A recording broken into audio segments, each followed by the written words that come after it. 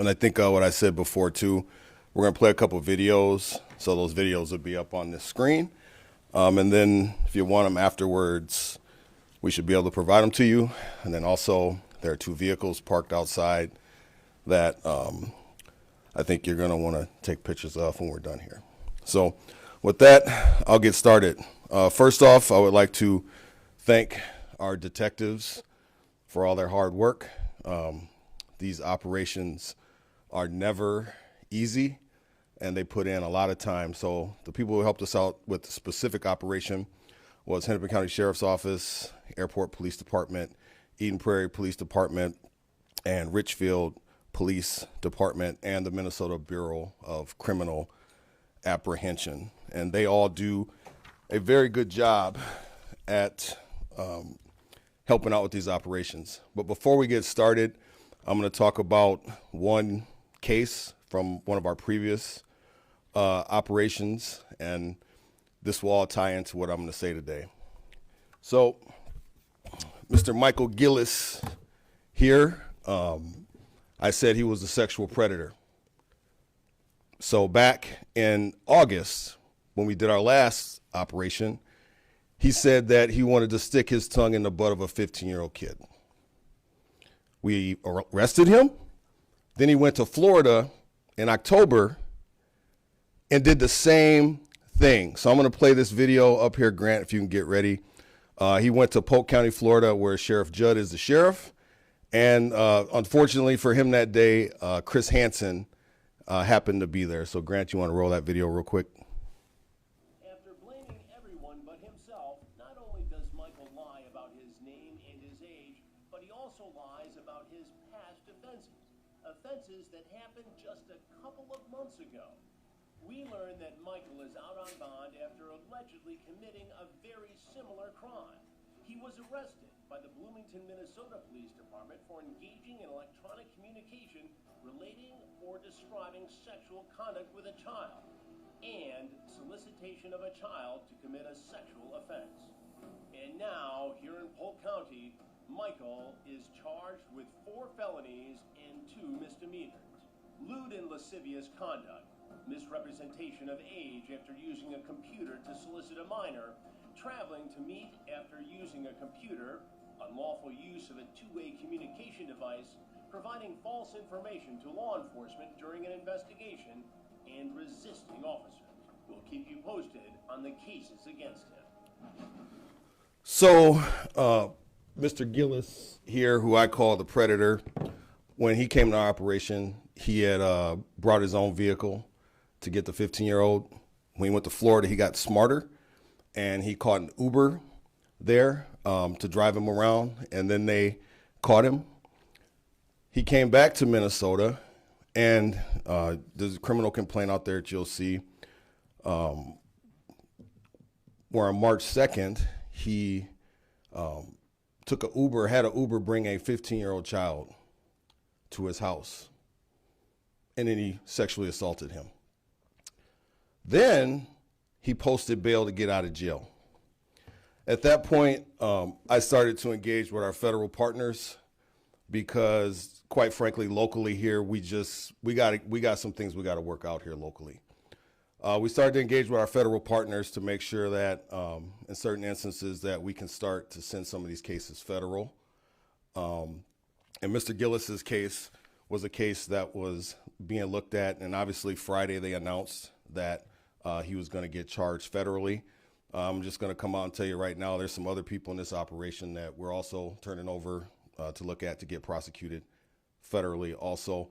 It's just one of these things where we cannot have people like the Predator, Mr. Gillis, getting out of jail. I don't know how this guy gets out of jail as much time as he has here. And he actually followed through and raped a 15-year-old boy. This should have never have occurred. All right, so the operation that I'm going to talk about today took place starting on March 12th. It's an operation where we were running, trying to get adults who were looking to have sexual activity with our kids, minors, whatever term you choose to use. During these operations, our goal is to, one, catch some of these folks Two is to try to provide services to people who are being sex trafficked. And we use the term provide services, and we were told that the term rescue is not appropriate because some of them may not feel at the time that they're being rescued, but provide services. This operation, we were successful at providing services to 3 people. We also, one of the goals of the operation is also to try to get the traffickers identified and arrested. So the operation here, you can see how many of these folks got arrested. And the title of this operation I dubbed is I Can't Help Myself. So there's a song by the Four Tops that goes, I can't help myself. I know I'm terrible, right? My car karaoke is terrible. But I'm going to add another line to that. You're going to see why I say the title of this operation is I Can't Help Myself. So the first one I'm going to talk about here is Jorge. Jorge here, in his chat, he said, I don't know what you look like, nor do I know you are a minor. I'm scared. He should have followed his advice. Then the decoy told him that she was 17 and didn't want him to be upset. He said, okay, give me the address, on my way. Well, he couldn't help himself, or he wouldn't have showed up, and we locked him up too. He was also, we believe, taken into ICE custody, and we don't know where he's at right now. Next one was Mr. Venkat. I think that's how you say his name. And he also couldn't help himself. He was advised that the decoy was 17 years old, and he said, oh, seriously? I'm excited to see you then. Well, we were excited to see him too, and we locked him up. He is here on a student visa, so I'm pretty sure at some point INS may be contacting him. Next, Mr. McClory. He also was asked, he said, wish, in his chat, he said, wish you would have said you were 18 after the decoy told him she was 17. He then requested another photo, and then after he got the photo, he said, and I'm not going to say the word, F it, here I come. He couldn't help himself either. He is a grocery store worker, and maybe he needs to learn how to stock some stuff up on these shelves as opposed to coming to my city trying to mess with some little girls. And almost forgot, sorry. He wanted to give the little girl some cocaine, some crack. Come on, man. Where we do that at? Next, Vicente. Vicente also was said, when the girl told him that she was 17, he said, I don't want you to be a minor. I could get in trouble. Well, he couldn't help himself either. A short time later, he arrived, and we locked him up, and I think he may be dealing with some ICE officials also. Next, Mohammed. Mohammed, when he was told several times that the decoy was 17 years old, he persisted to ask the decoy how she could make him climax. Well, the only climax he got was coming to the Bloomington jail. We locked him up too. Next, here is Mr. Barclay, who is a on-again, off-again semi-pro soccer player. He went on to say he kept asking for some nasty sexual stuff that I'm not going to get into. But when he was told that the decoy was 17, he said, send me a photo and that's fine with me. And he said an extra $20 for an additional sex act that I'm not going to get into. And then he couldn't help himself. He decided to show up. Well, I guess that's why he's semi-pro and not pro, because if you're pro, you should know not to come to Bloomington and mess with little girls. Next, Adam. Adam, when he was told that the girl was 17, he said that might be a little too risky. Are you in Bloomington? Well, that should be a clue right there for you, man, that you don't want to come here and do this. He said he didn't see a girl on here that young before. He didn't want to be in a sting. And he questioned if this was seriously legit or not. Well, he couldn't help himself either. He showed up, and he's in excavation. Well, I wonder how he's going to dig himself out of this hole. Don't come to my city messing with some of these young girls, man. Next, Anthony. Ooh, boy, Anthony. Anthony, man. Well, he asked the decoy how old they were. They said 17. He said, oh my God, so a minor. Yes, and he said a teenager. Okay, should be a clue, Anthony. Anthony goes on to, I can't say that. Yeah, he talked about, yeah, I can't say that. I can't say that either. He said he hopes it's true that she's not a cop, and he was so nervous. Well, he couldn't help himself either. And he came over, and we locked him up, and he's a concrete worker. Well, he's got some pretty hard shoes to get out of now after he came here. Alex. He was told that the girl was 17. He decided that he was going to come too. He couldn't help himself, so when he showed up, we locked him up. He also had $2,600 in currency, and I think some ICE officials may be speaking with him also. Next, David. David. Yeah, I can't say that either. So he had agreed to have sex with a 17-year-old girl. He proceeded to send a picture of himself with his pants off, standing in front of a mirror, and we need to pay our detectives extra money for having to look at that. But we locked him up too. He's grown, he should know better, and he's a landscaper. Next, Justin. I think everybody knows about Justin here, so I'm not going to get into that too much, other than to say that, as everybody knows right now, he is under federal prosecution. And I'm going to say one thing that Justin said that you might not know. The decoy had told him that they live with their aunt, and that their aunt was gone till next week. And then Justin had asked if he could have sex in his car. Well, because he asked that, and he came here trying to have sex with a child, you will notice a nice white Toyota outside with the Bloomington police logo on it, because we're forfeiting his vehicle administratively because he wanted to come here and commit a felony. Next, Mr. Jefferson. He also wanted to come mess with a 17-year-old girl. He knew she was 17 and he came, so we also locked him up. So don't come to my city trying to mess with 17-year-old girls. Next. Oh man, I can't even say half the stuff this guy said. Scott.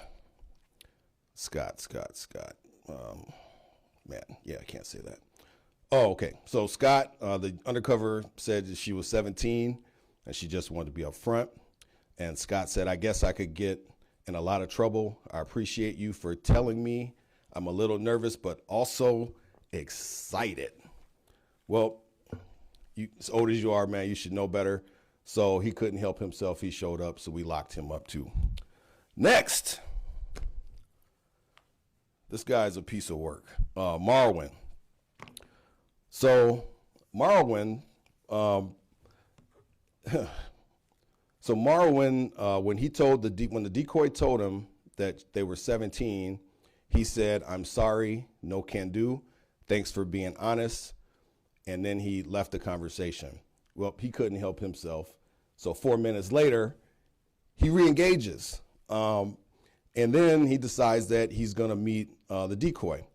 So when he shows up, we get him in this parking lot. And Grant, I want you to show this picture here of the retaining wall. You see how big that retaining wall is? We'll get you a picture of that. So we get him in this parking lot. And Grant, you want to show the video here? He decides that, well, hold on, wait before you, yep.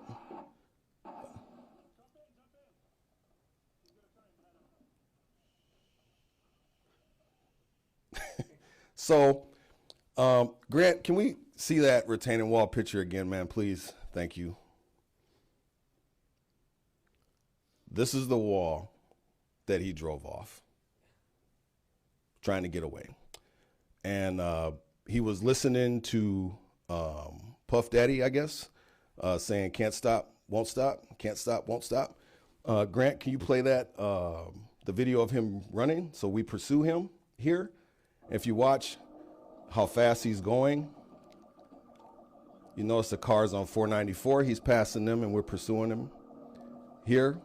We eventually get him into custody and we lock him up. And if you notice outside, that same pickup truck is sitting outside with the Bloomington police badge on the side because we forfeited that. The other part of Puff Daddy, can't stop, won't stop. And then I'm going to go into the, take that. Yep, these orange jumpsuit pants. Take that, take that. Take that. And take these. We locked him up. And the thing about him is he's already a convicted sex offender with a 15-year-old girl. So that concludes this. Again, I just want to say that we're still working with our federal partners on some of these cases because quite frankly, just locally, we cannot have these people getting out of jail and continuing to repeat these same crimes. So with that, I'll take any questions you may have. Chief Hodges, there's new details on the Eichorn case that he tried to send somebody to his apartment in St. Paul to pick up a laptop before the FBI could search it. What's your reaction to that?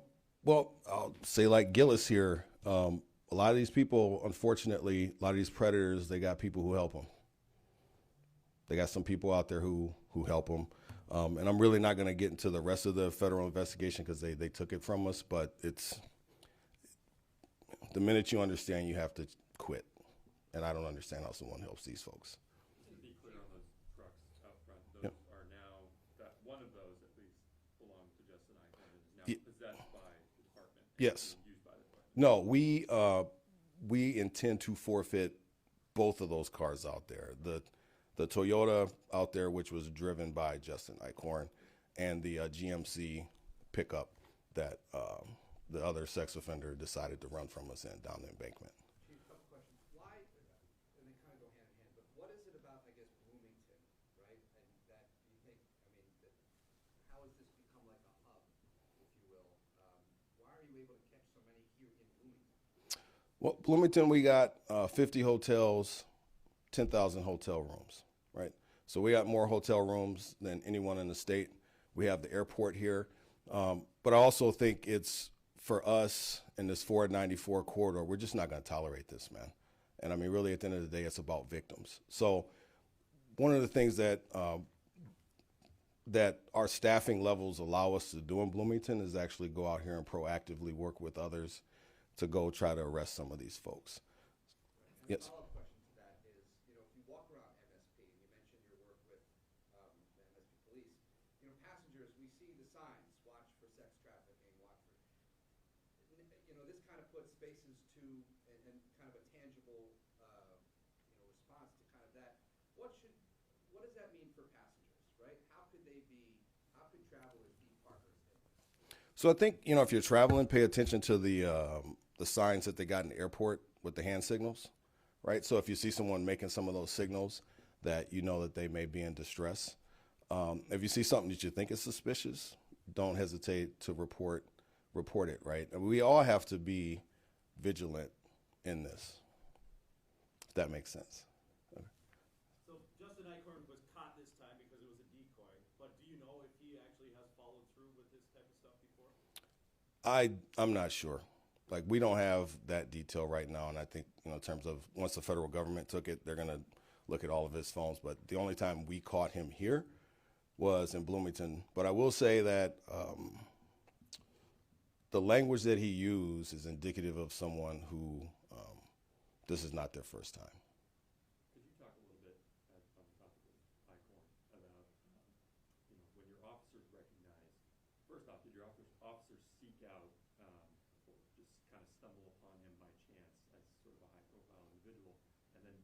once you recognize that this individual might be a high-profile individual, is there anything that changes in the process of apprehending that person? Yeah, so let me address this first.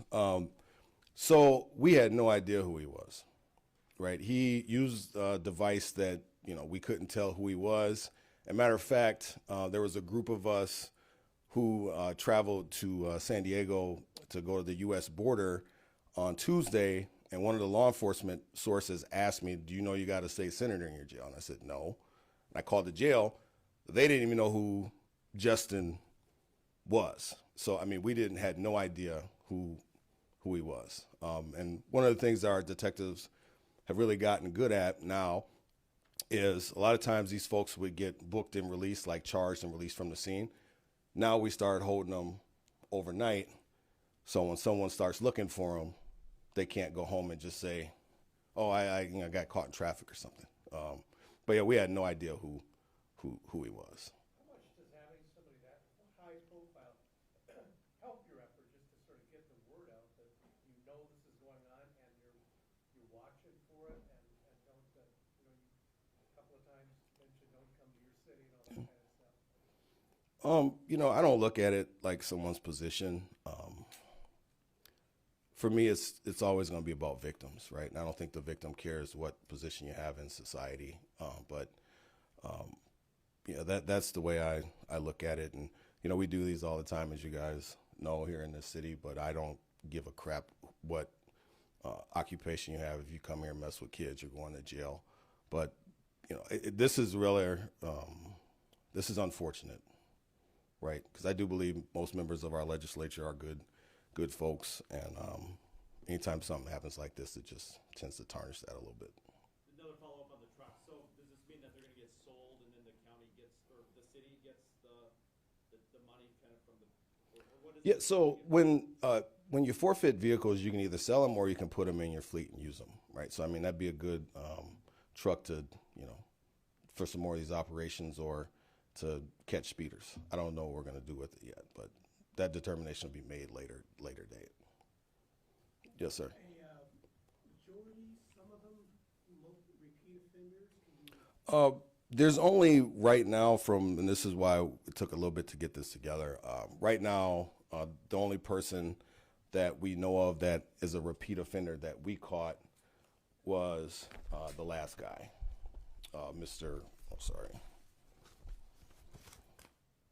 Marwin. He was the only repeat offender that we know.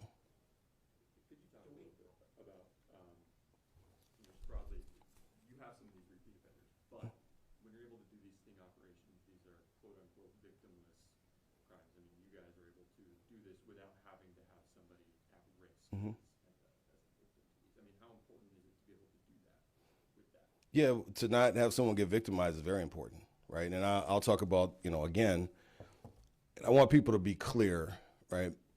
If any of these guys, when they showed up, if that girl would have been 15, 16, 17, there's nothing that would have stopped them from doing what they said they wanted to do in their text messages. And Mr. Gillis here is a prime example of that.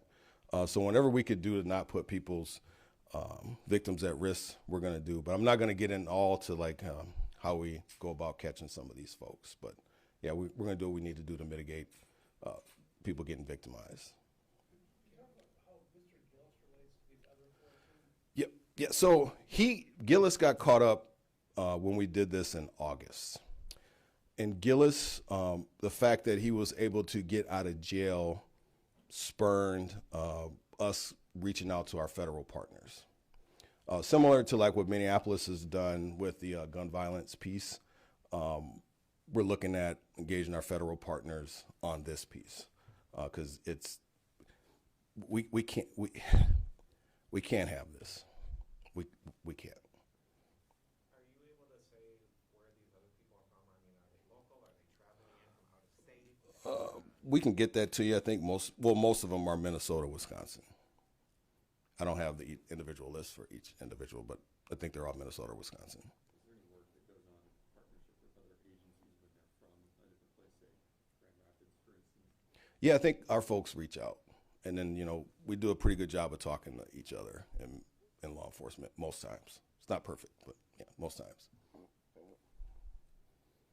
Great to see that Eichorn mug again.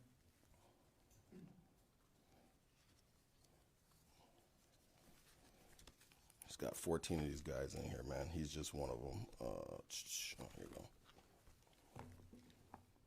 Of this group, is Eichorn the only one that's going federal so far? The new group here? I'm going to let the federal folks talk about those. Are the rest of these folks still in jail? I think they're all out, with the exception of Marwin. Marwin, I think he's still in jail. Was it the nature of the probable cause you guys had on Eichorn that caused his charges to go federal and caused him still in custody, or is it the profile? Well, I think, for the federal government, and I'm not going to speak for them, but, one of their things that they do is public corruption. So I'm going to assume that that's why they wanted to come look at this case. But I want to reiterate, prior to him getting arrested, we were already in talks with them to take some of these cases federal, starting with Mr. Gillis here. So, any other questions? Chief, you mentioned that a few of them, one was on a student visa, there was another, I think, other immigration status. Have you reached out to the Trump administration? No, we haven't. And, I think, immigration, that'd be a whole nother venue here for people to talk about. But, we don't reach out. But with the whole of government approach, we don't have to reach out anymore, right? And I think that that's something that's not been covered, and I'm not going to get into. But with the whole of government approach, local law enforcement doesn't have to reach out to the federal folks. You said the last one before this operation was when? The last minors one I think we did was that August of 24, and that was when Gillis got caught. And so, why, I guess, you mentioned how there's 50,000 hotel rooms in Bloomington. Why so much time in between, and do you wait for, I guess, one arrest and to then say, hey, I think we have a whole thing here, how much time until the next one? Yeah, so these are very labor intensive to do.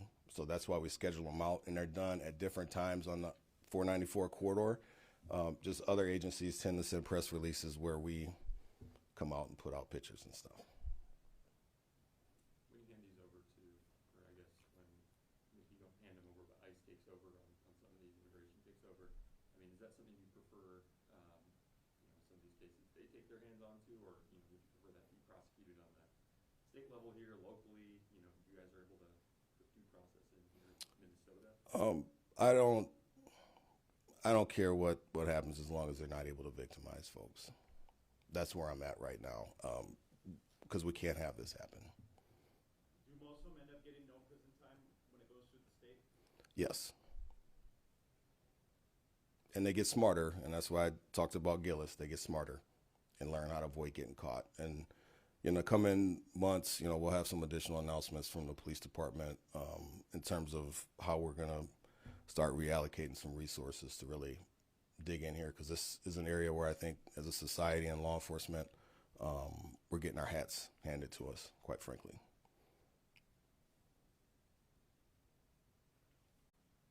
Thank you.